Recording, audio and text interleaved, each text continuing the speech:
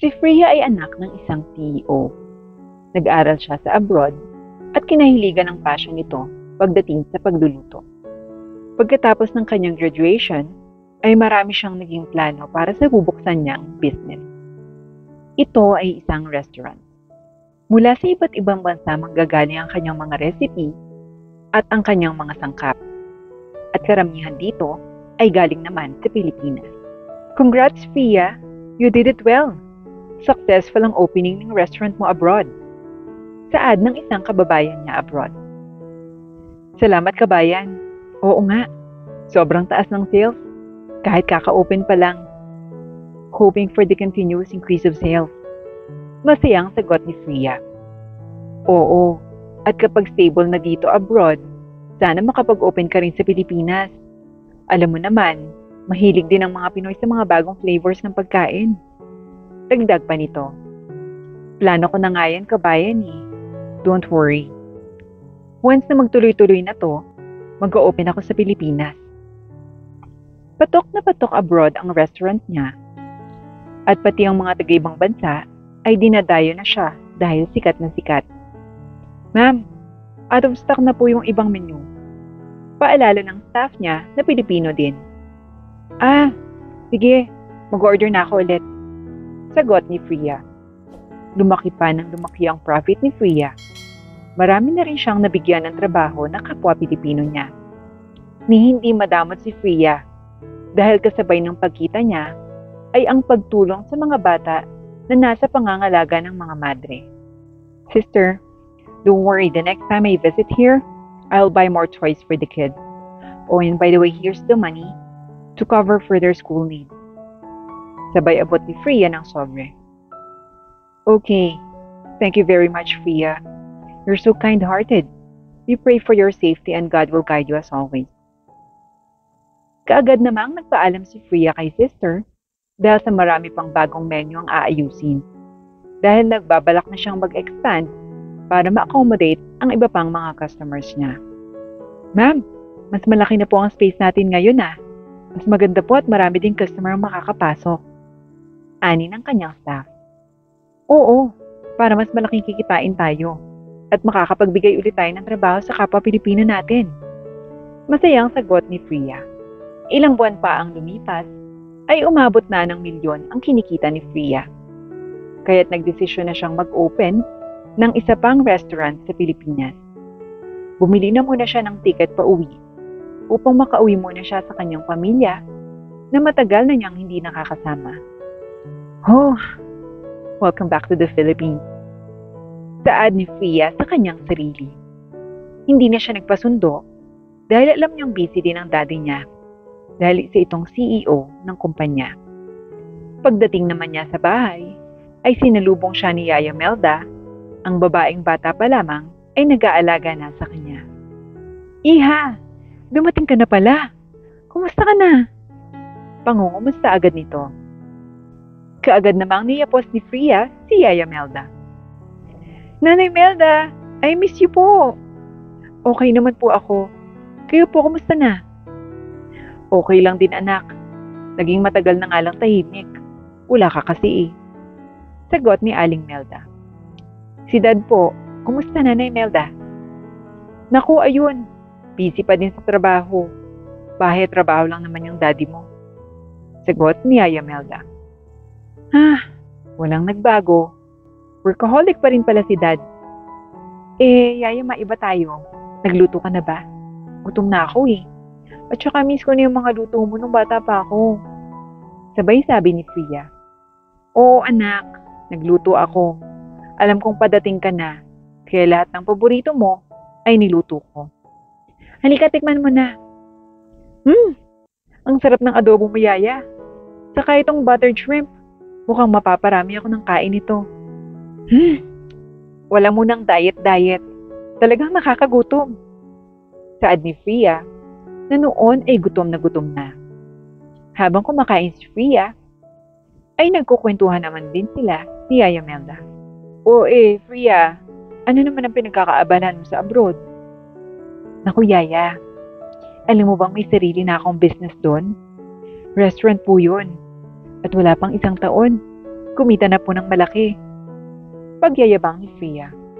Aba talaga iha? Ang galing mo naman. Manang-mana ka talaga sa daddy mo.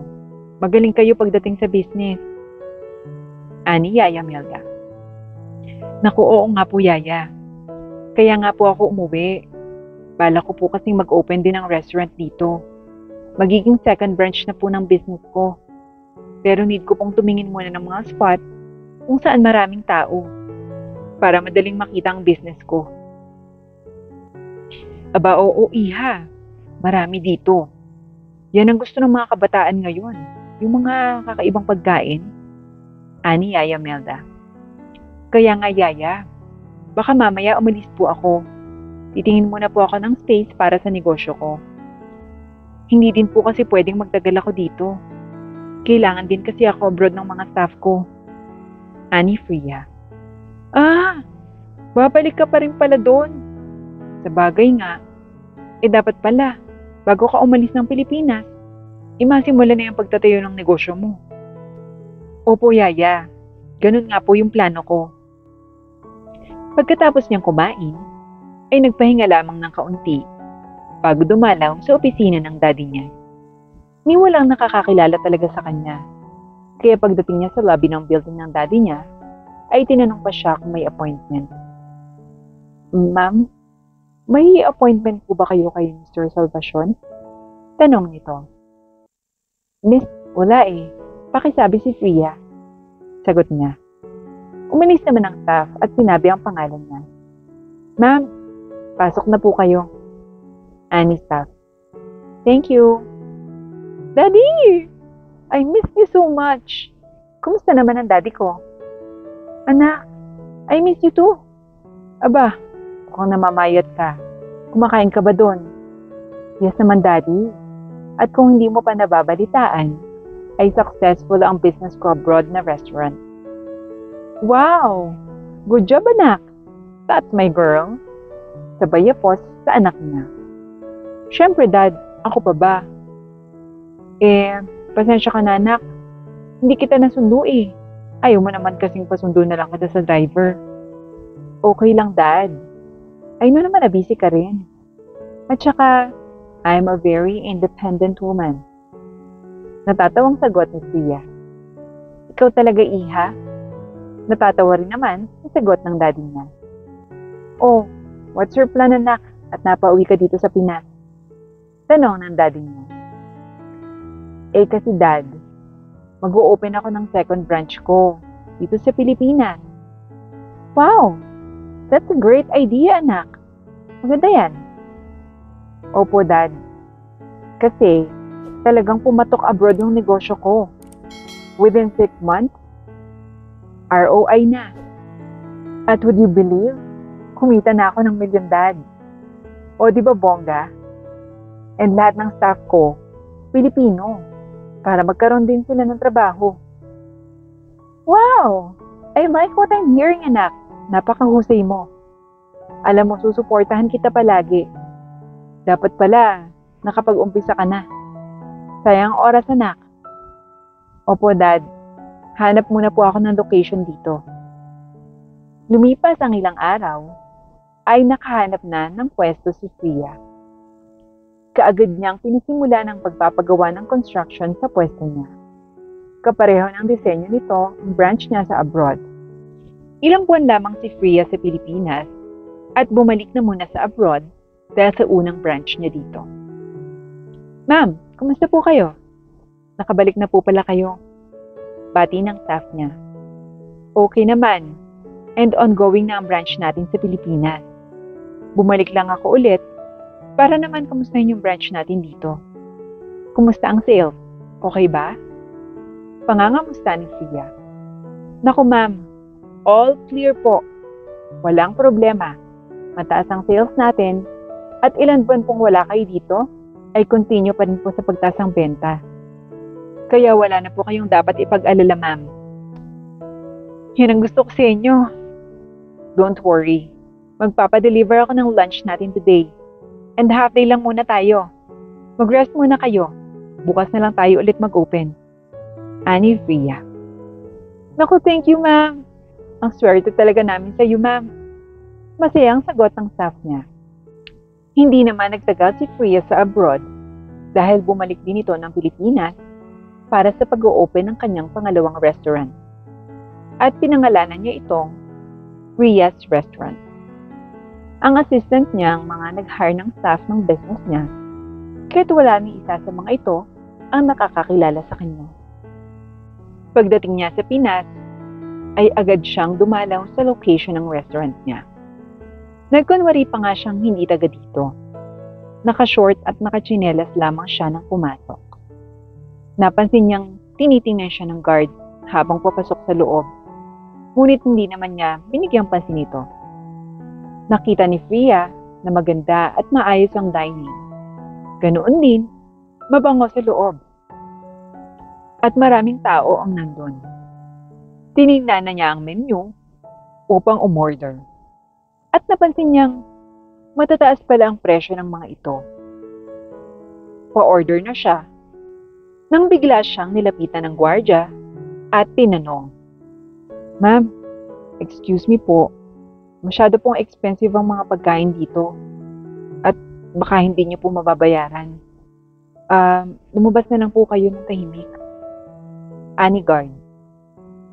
"What the hell are you saying? Palagay mo ba mag-o-order ako kung wala akong pambayad dito?" Sagot ni Freya. Dumating naman ang manager ng restaurant. "Guard, anong problema?" Tanong ng manager. Si ma'am kasi o-order ng mga pagkain. Baka hindi po mabayaran eh. Baka may estafa na naman po tayo dito, katulad nung nakaraan. Paliwanag ng gwardya. "Ma'am, I'm sorry, pero mahigpit na po kami ngayon dito. Ilang beses na rin po kasi kami natatakbuhan ng mga customer after kumain. Bigla na lang nawawala. At sa tingin ko po, hindi nyo afford yung mga pagkain dito. Kaya lumipat na lang po muna kayo sa mas mura. Marami naman pong karinderya dyan sa labas." Sabay hawak kay Freya na akbang palalabasin. "Excuse me, pwedeng huwag mo akong hawakan?" Tanong ni Freya.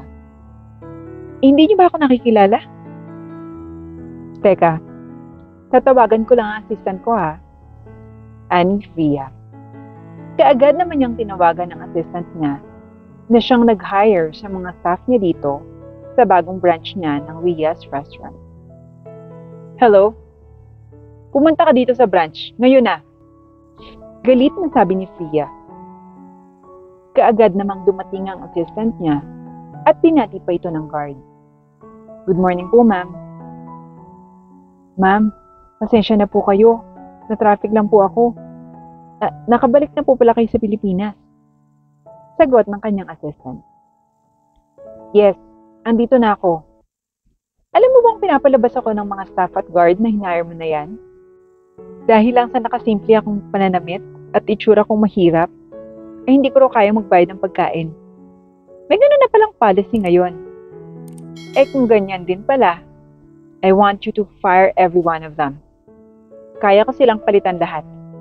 "Ma'am, pasensya na po. Halika po ma'am, ipapakilala ko po kayo sa kanila." Sagot ng kanyang assistant. Nagulat naman ang gwardya, kaya't kaagad humingi ito ng tawan. Ma'am, pasensya na po. Lahat kayo, itigil ang ginagawa." Saad ng kanyang assistant. "Gusto kong ipakilala sa lahat si Ma'am Freya, ang owner ng Ria's Restaurant." Pakilala ng assistant niya. Gulat at natatakot ang mga staff dahil sa inasal nila dito kanina. "Oh, bakit parang gulat na gulat kayo? Hindi ba kanina pinapalabas niyo nga ako? Bakit? Dahil sa itsura kong wala akong pambayad? Nabago na pala ang policy ko ngayon. At dahil dyan sa mga ginawa nyo, gusto kong ilako nyo ang mga pagkain na ito sa labas ng building. Walang babalik dito na walang benta. Kung hindi, tanggal na kayo sa trabaho nyo. Kayang-kaya ko kayong palitan lahat kung mag-attitude pa kayo." Galit na sabi ni Freya. Kaagad namang nagbuhanan ng mga flyers at sample food ang lahat ng staff at bumaba upang ilako ang mga ito bilang parusa sa kanila ni Freya. Makalipas ang ilang oras, ay nakabalik na ang mga tauhan. At may mga benta lahat. O ano, mahirap, di ba? Sa negosyo ko, hindi ko kailangan ng maraming benta. Aanhin ko yan kung ang mga staff ko naman ay ma-attitude. Nagre-reflect din yan sa business. Ang pag-uugaling pinapakita nyo sa bawat customer na nakakausap nyo. Pangangaral ni Freya. Ma'am, sorry po talaga sa ginawa namin. Pangako po, hindi na namin po uulitin pa. Siguraduhin nyo lang. Dahil kapag may nalaman ako, nagkakasundo na tayo, tatanggalin ko kayo sa trabaho. Mahigpit na sabi ni Freya. Mabait na amo si Freya. Palaging pantay ang tingin niya, mayaman o mahirap man ang customer. They deserve to be treated fair and equal. Palaging sinasabi ni Freya. Simula naman noon, ay naging maayos ang ugali ng mga staff niya at maraming customer din ang pabalik-balik na pumupunta at kumakain sa restaurant niya. Attention everyone! To all of you, we are now celebrating our 3rd month, and I am happy to announce and congratulate everyone for our successful business launch. Congratulations everyone! So let's have dinner to celebrate. Wow, thank you ma'am! Sagot ng mga staff niya. Lumipas pa nga ang ilang buwan, ay lalo pang naging matagumpay ang negosyo. Kaya't bumalik muna siya sa abroad para sa isa pang branch niya. Naging maayos ang dalawang negosyo niya, kaya't lalo pa siyang nakapag-donate sa bahay ampunan. Umabot na nga sa lahat ng sulok ng bansa ang branches ng Ria's Restaurant.